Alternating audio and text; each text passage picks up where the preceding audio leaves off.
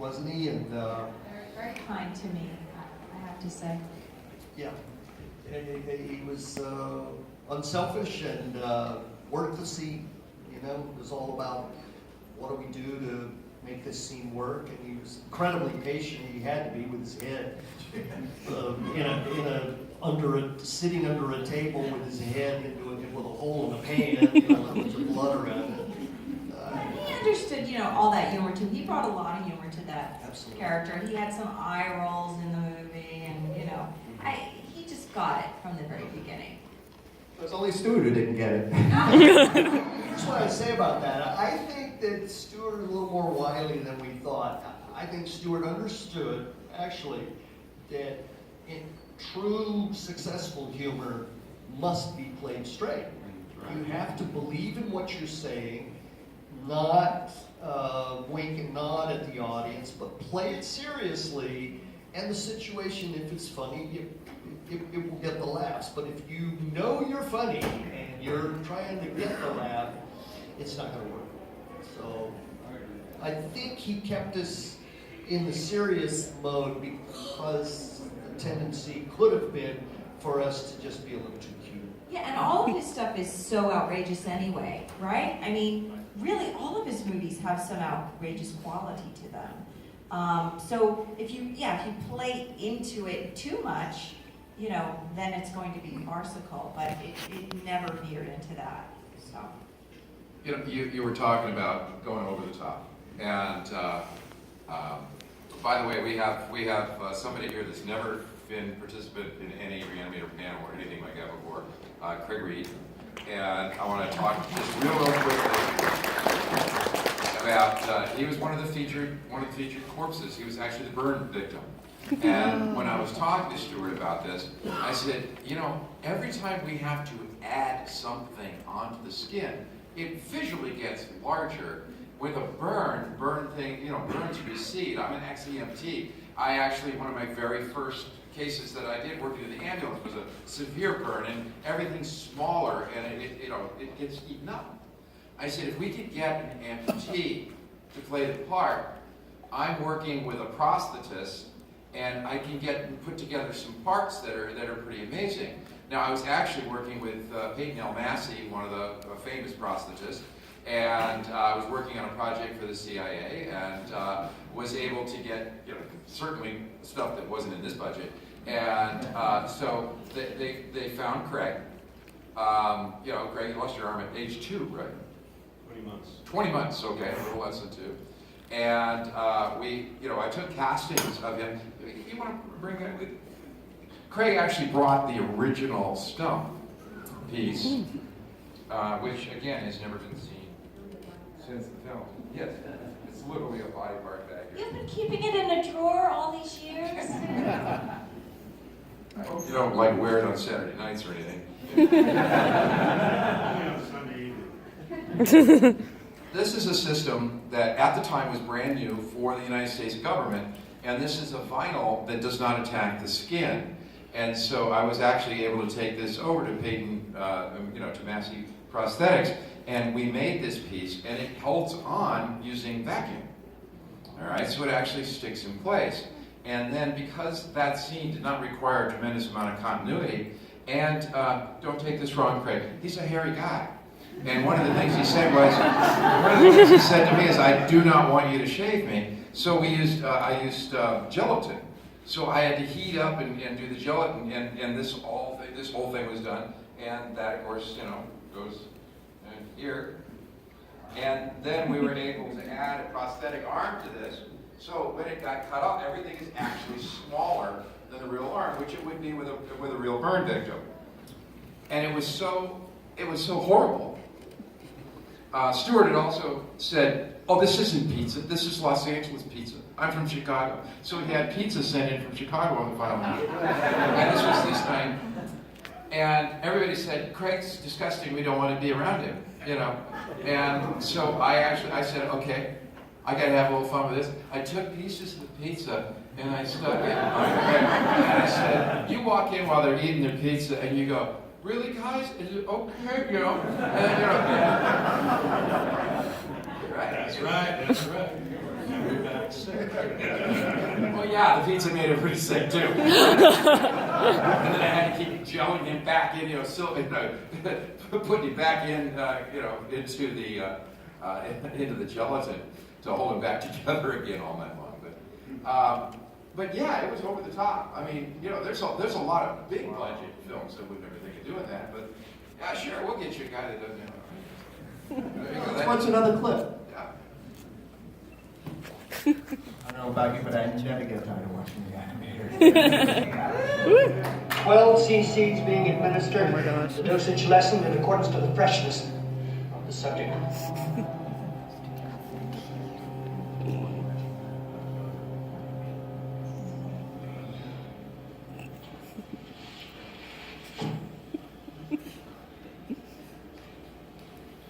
Five seconds. 5 seconds. Come on. I'll show you. 15 seconds. I'll show you. 17 seconds. Re-animation at 17 seconds. The eyes open. Dr. Halsey, you once did me a favor by letting me into your medical school. Doctor, I'll go back to life. This is a great shot. This is magic.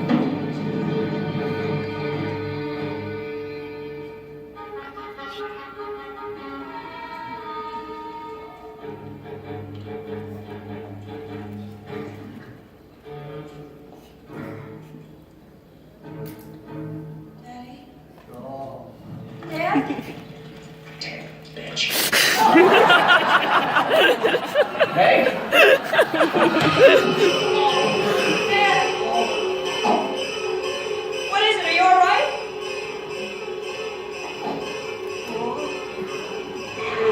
Dan, he's trying to speak to the recorder!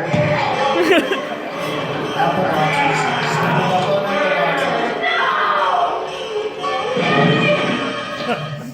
Stepping up on So when he grabs us, we actually had stepping stones of apple boxes so that, he can't really lift us, so we're like moving up apple boxes.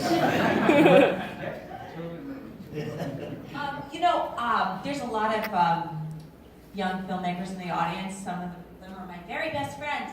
And, making movies today, I have to say that, SAG, Screen Actors Guild, is very careful about, okay, you start at this time, you end at this time. We had 19 days to shoot this movie, and Stuart would not let us leave until he got what he wanted. And there was so much overtime on this movie. I got paid more in overtime for the movie than actually making the movie. And I think the last day, it was a 24-hour day.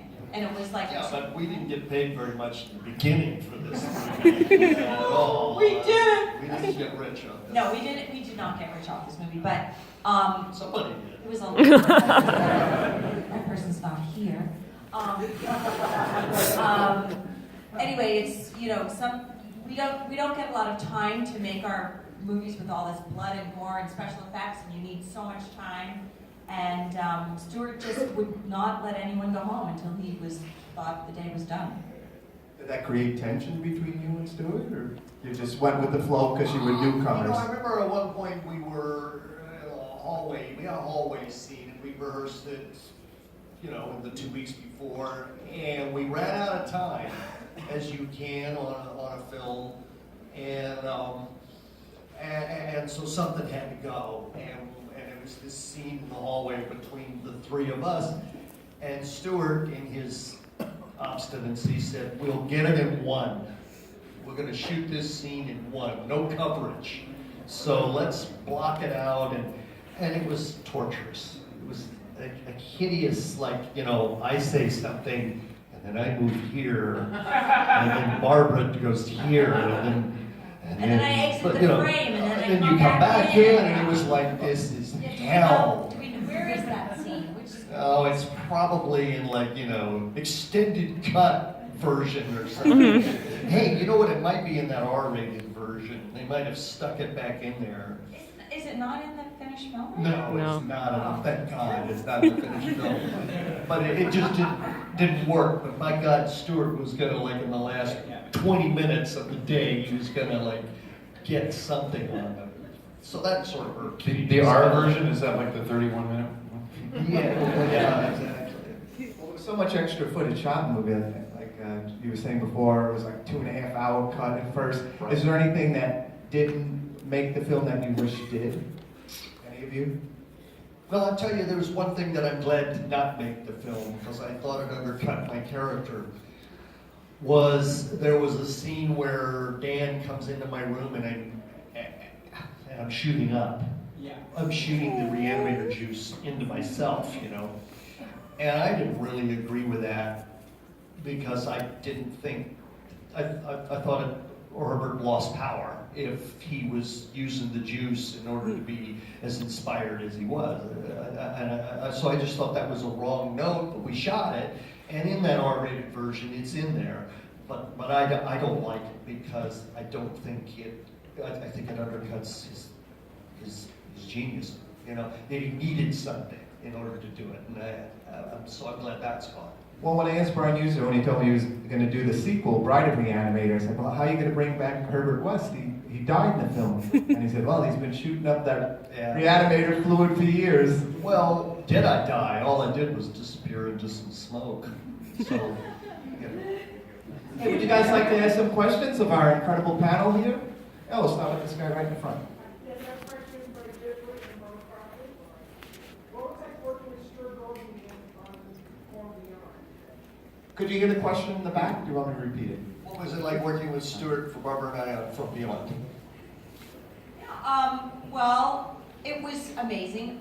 The budget for Re-Animator was pretty low, but because it did so well, we got 5 or 6 times the amount to do From Beyond, and we felt like movie stars at that point.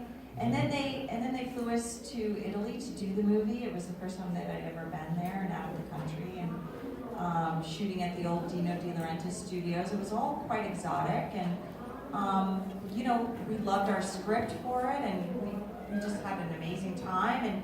And this was another movie where we're talking about the humor and the accidents of the tone of the movie and how Re-Animator came out. Well, on From Beyond, he really wanted to make a serious horror film, so From Beyond has a different tone, and that just came because he didn't want to repeat himself. It was fantastic. I mean, we did have a shorthand by then, and we knew each other pretty well, and I think we had an amazing time. Yeah, we did. I do remember Stuart really being intent on being serious. Humor was far down the line. And I also say From Beyond is incredibly successful at capturing the mystique of Lovecraft. Re-Animator, even Lovecraft wasn't particularly fond of Re-Animator. It was kind of a knockoff for him, make a little money. It was a serial novel story, whatever. But it was really true to the spirit of Lovecraft, I thought. And shooting where we shot was great. My makeup was really daily an awful experience. But I remember one time speaking of grossing out the crew, I would eat in my dressing room by myself because I was so hideous. And I remember one day at lunch, I walked out into the hallway, and it just so happened that they were shooting an Italian commercial with a lot of little kids. Mushrooms on their heads, and they were playing in the hallway, and then I walked out, and they're still traumatized. I'm sure. I've never felt so Quasimodo hideous in my life. Wait, come back! It's makeup. Oh, They the couldn't butters see were it. like, so. Kim Foray, yeah. So, this goes beyond. By the way, I look at From Beyond as kind of the real sequel to Re-Animator, because it's like, let's get the whole team back. And So Ken Foray, Bubba, he likes to show up and pick on Jeffrey while Jeffrey's getting all makeup, make fun of him, all this sort of stuff. So the day comes, and Jeffrey was like, he said, you wait, I've read the script. And the day comes, and we have taken an oval hole, and we've cut it up into the attic sequence. We're in a swimming pool below, up on scaffolding. I have got Ken, the body part of Ken. I have got Ken basically on a chair, leaned back, lifted up with apple boxes, with just his head and shoulders stuck up onto the stage up above, and the Ken Foray body piece is attached to him up there with all of the cables and stuff. So he's, this is the scene where he's been eaten by all the bugs and he's lying here. It's Bubba's death scene, and he's lying there, and all, and his legs and arms go down and all that. But only this much of Ken Foray is up above. And I hear this voice. And it's Jeffrey's voice. And from up above I hear, "This is your day." And he says, "You look kind of like a football. Just waiting to be kicked." And Ken goes, "You, wouldn't you? No, you didn't." And he just freaked him out. And then at this moment, It's trapped. it was lunchtime, and somebody hadn't told some of the crew that we were going to actually shoot into lunch for this one sequence because we got a guy's head stuck through this. Anyhow, so they shut the 440 bus on the stage, and all the lights, the power went out. Pitch black. You couldn't. I mean, we're down underneath where couldn't see your hands. And Ken Foray goes, "Ah!" and then he said words that I won't repeat, but he came up with basically, "Somebody turn the lights back on." And so Jeff got him back. Yeah. Sorry, Ken. Lunch. Question in the front. Yeah, I love all the movies, but the thing is, I think this work with Keeler and obviously his advanced contribution, forcing them to change the music was huge. But From Beyond was good, but I don't think it worked as well because it was us here. And then Castle Free didn't have near the following, and I think it's because Stewart got his way and exposed the humor out, and I think that's exactly what made it less. Is that I just my opinion. Well, every movie has its own spirit and tone, and I don't think that humor fits in Castle Free. It's a very melancholy, Yeah, I'd agree with that. tragic, broken souls kind of Shakespeare. exploration of damaged goods, not only for the creature but for me and our family, and it's a completely different package. And I humor. think it really is apples and oranges. If I can't see, I would agree earlier with what Jeffrey said, that From Beyond really is more Lovecraftian than I love humor and Re-Animator. Lovecraft. The Re-Animator was, a pleasant accident and fortune of sorts. It wasn't real Lovecraftian. Lovecraftian stuff is really pretty damn dark. It really is. And you can't really repeat that kind of humor. Or if you really think about From Beyond, I mean, it was a very atmospheric type of movie. It wasn't. It wasn't designed. It wasn't designed that way. The unsung hero of From Beyond again is Mac Wahlberg. Absolutely. The lighting and the cinematography in that movie is just surreal, and it's like psychedelic. Multiple colors, turquoise and red, just vibrant. All of the lab stuff, the autopsy room in Re-Animator. I'll never forget this. I walked in and Mac lit that all with fluorescent lights. Remember that? Everything else in that movie is shot with traditional lights and filters, but all of the little autopsy stuff, it was fluorescent, and it gives it this icky, sickly, green, antiseptic kind of harshness that's so fitting. And when we were first setting that up, Stewart's input was, this doesn't look scary, this looks antiseptic, looks like a surgery. And Matt goes, "Yeah, don't worry, stuff. We have not brought in the Frankenstein lights yet, so, everything will be wonderful. You'll love this. We have a question from Bill Butler, who worked on From Beyond. Hello, I want to ask the Hey, performers. Hi, Bill. Hi. I want to ask the performers, what was your, if you remember your favorite scene or your favorite day on Re-Animator? Favorite scene on Re-Animator, favorite day? My favorite scene is the chasing the cat in the basement. Now, the reason is because the light is swinging. That's just so fucking inspired on Mac's part. Somebody hit that light so it just can constantly. We hit the light throwing the cat. We hit the light throwing the cat. But it's also because Keep that. Bruce and I. Let me tell you about that scene. There is no cat. I'm serious. There's no cat in that fucking scene. There's lighting, there's editing, there's acting, reacting. We choreographed specifically where that cat is and when. You get the bat, I get the croquet mallet. Oh, he's over there. Hit the gas can. That'll make a good noise. And we choreographed that out. Acting is believing and illusion. And you think with sound and music and editing and what we're reacting to that there's a cat in that room. There's no cat. Never was. Never was. And that's the magic of film to me, and that's why that's my favorite scene. There is no cat. For me, it was the scene before the scene. So it was, I really loved my time with you, Bruce, on the set.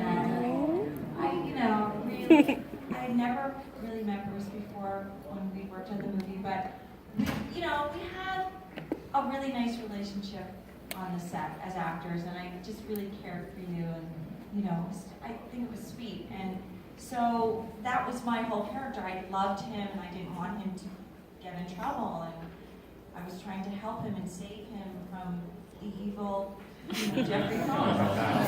Not evil. The work is very important.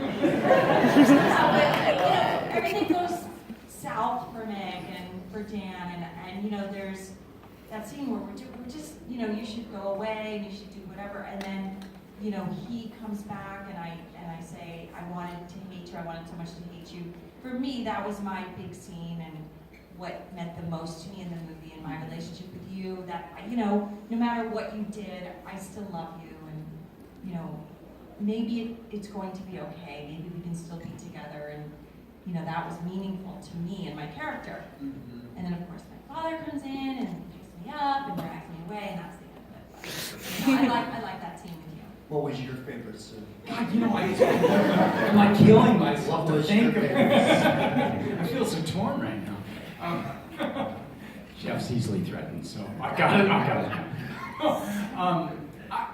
I would have to say it was such a great joy to work with both Barbara and Jeff. That I didn't really have a favorite. I so enjoyed the energy of it. I so enjoyed the detail of it. They're both meticulous actors. They have the most, my whole performance is in everybody else's eyes. Bruce, you have the hard role, and you soared in that role because you're the guy who's going, no! And I'm the guy going, yes. Herbert no in this movie. It's gotta be 27 million. It's like, could you guys write me just something else? But my whole performance is all about what I saw in these two, because he's the audience, right? Dan for you guys, Dan is right? every man. Dan experiences what hopefully you guys experience. So I didn't have a favorite. I just loved working with you. We're all super tight because that kind of experience is transcendent. One of my most favorite moments in the whole thing is your scene with Robert Sampson when he's been twisted by Hill and you go see him and he says, I'm kicking you out of, and you just have this, but I'll lose my scholarship. And it's just Heartbreaking. It's heartbreaking. Well, he's the innocent, right? I mean, in all of this, and Meg, of course, too. But you know, he's like, hopefully, your experience. I do love that you have a Talking Heads poster. I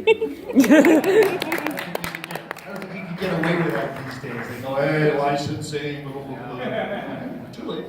Let's close with another favorite scene from Re-Animator.